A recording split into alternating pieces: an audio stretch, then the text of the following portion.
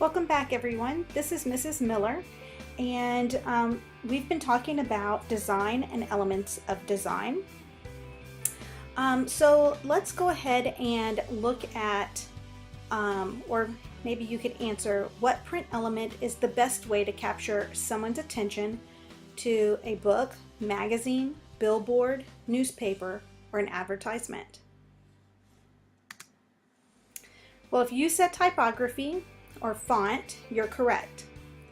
Today, the objective of this video is to apply the knowledge of language in regards to visual design of type and to understand how it functions in different contexts, advertisements, headlines, billboards, logos, to make an effective choice of meaning or style. This is the art of design and the color, and to comprehend more fully when reading typography. So, what is typography? Typography is the art of skillfully arranging and presenting type to gain attention. Bad typography is everywhere. Good typography is invisible. Why is this statement true? So as we're going through this PowerPoint in the next few slides, at the end we'll come back to this statement and we will discuss it again. This is a periodic table of typefaces, and this particular periodic table goes ahead and it breaks it up into popular typefaces, influential typefaces, and notorious typefaces. So each typeface is going to belong to a family, of what we would call a font family, and this is kind of an example here of different fonts in their font family. And then up here it shows their rank, and then their symbol, and then their typeface. So this is Helvetica. The anatomy of fonts and typography. Typefaces, like most things, are made up of constituent parts. The characters of these parts give typefaces their character. So as we're going through this section on typography, the screencast that you will be watching next will be talking about the apex, the serif, the bowl, the finale, the counter, and these are all the basic characteristics of typography. Types of font. So the first example of types of font is old style. And in old style we have thick transitions and we have thin transitions. Okay, so this old style is an example of Times New Roman. And in old style, it is often used for what we would consider body copy. It has slanted serifs. These are serifs right here on the edge of the letters. And the letters have thick and thin transitions. So this would be thick, this would be thin. Here's another old style example, picking up the pieces. And then we have a little bit of body copy here. It says the only person that will read every word of what you've written is your mother. Everybody else is too busy. Readers skim, peruse, scan, and generally bounce around. This is true for the print world, and doubly so for the web. Large blocks of copy tend to be somewhat daunting, unless they are devoted fans of McSweeney's. Most online readers will not take the plunge into the large vat of text, especially the top levels of a site.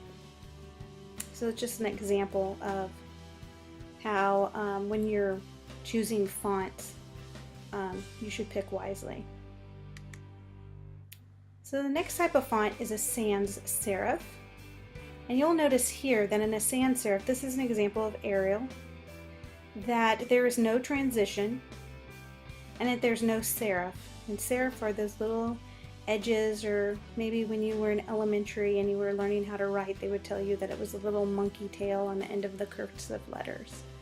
So sans means without. Okay. There are no slants on the ends of the letters. This type is a monoweight, meaning that it has no thick and thin transitions. So if we go back to this slide here, you'll see that each letter has the same weight. So here's an example of some sans serifs in the print world. You'll notice that there's no little edges. Okay. This is slab serif. We don't have any transitions. Again, it's all one type. This example is Rockwell. And the serifs look like blocks. Okay, so everything's blocked off. The transitions are, it's all one weight. So the serifs look like horizontal blocks on the edge of the letters. This is a monoweight, meaning that it has no thick or thin transitions as well. A slab serif examples here would be seeing eye to eye. Just another example again, how it kind of makes a little slab here at the top and on the edges. Modern type of font, and an example here is modern number 20. You will notice that it has a thick and it also has a thin transition. Okay. The serifs are thin horizontal lines, and here you'll notice that the serifs on the X are very thin, and up here on the R they're very thin. We also see it on the E. The serifs are thin horizontal lines on the edge of the letters. This type has, this particular type, modern, has radically thick and thin transitions. So here's some more examples of modern types and how they're used. A lot of calendars, you will notice, will use the modern type of font. We move on to decorative, and this is an example of Curls MT. These fonts are fun, but again, you need to use them sparingly.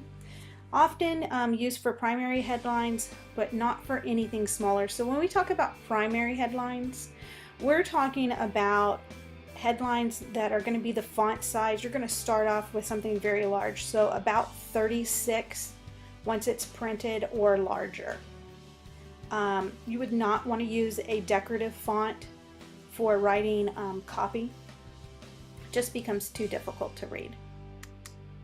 Here's some more examples of decorative font. Script font. This one is particular one example is classic regular, and it looks like script, kind of like how you would write your name in cursive. These fonts are used for a formal look. They look like handwriting. Often they're used for headlines, but not for body copy. Very, very difficult to read. So you shouldn't do body copy in script. Sometimes you'll see them on invitations, but when they're used very sparingly. So here's an example of how they've added script into a headline.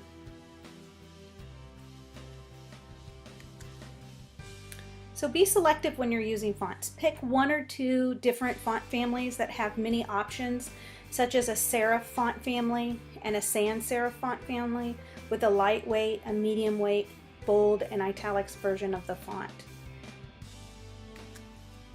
So here we have the serif, and again, serif means that it's going to have these transitions, and it's going to have these little ends here to them, these kind of like little hooks. You'll notice here on Backyard it has the little tail. Okay, and then if we go back to sans serif means that there are no serifs, that they're essentially kind of blocked, they're without. So you'll notice here, like on Hurricane, all the ends of the letters are blocked.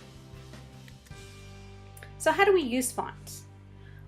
So we use fonts to convey a message, and to do this we can add contrast. And contrast is an element of design, and in particular when we were talking about fonts, we can look at the size. So size, the variation of size of the type to show the hierarchy and to draw attention. An example, primary headlines will be larger than secondary or subheadlines, which will be larger than the copy, which will be larger than the captions. So there's this hierarchy. So the hierarchy of your primary headline will be larger than your body copy. So here we have picking up the pieces, and then we have some body copy here, and they've added some contrast in the weight, so they've bolded Greg Murphy.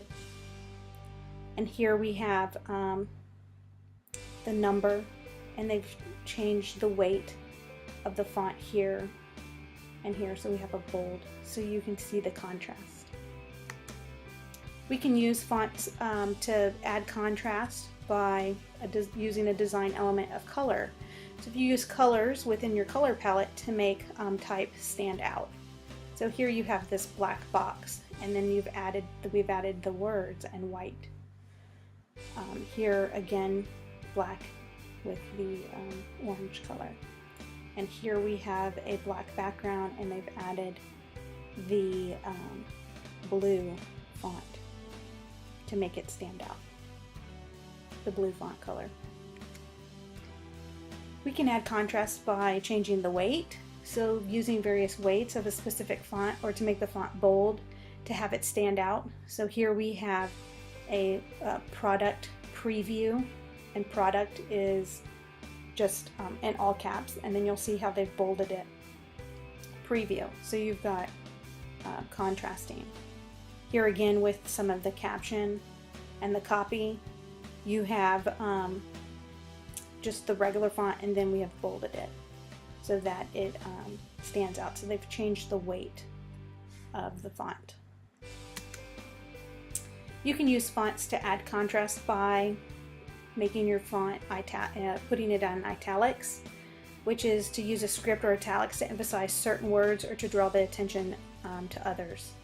So here in this particular one, we have the intranet versus the internet, where they've added a script or italics. Here it's this would be italics.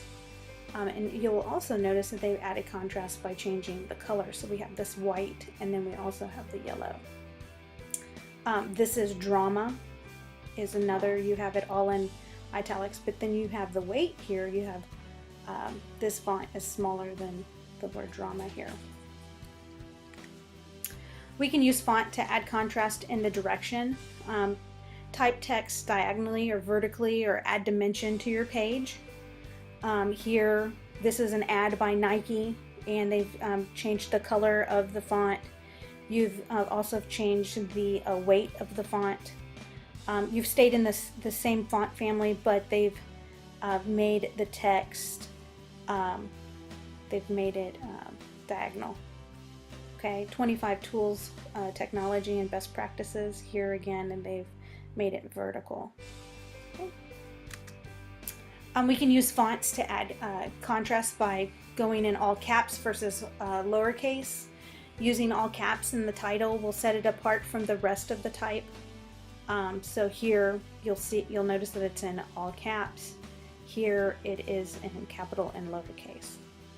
Again, here we're setting it apart. All caps, Chief Information Officer, and then we have the person's name in lowercase, capital and lowercase. Type treatment.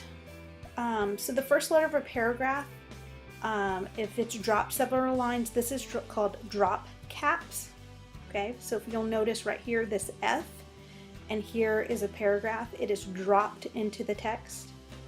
Okay, the same thing with this W, it's dropped into the text.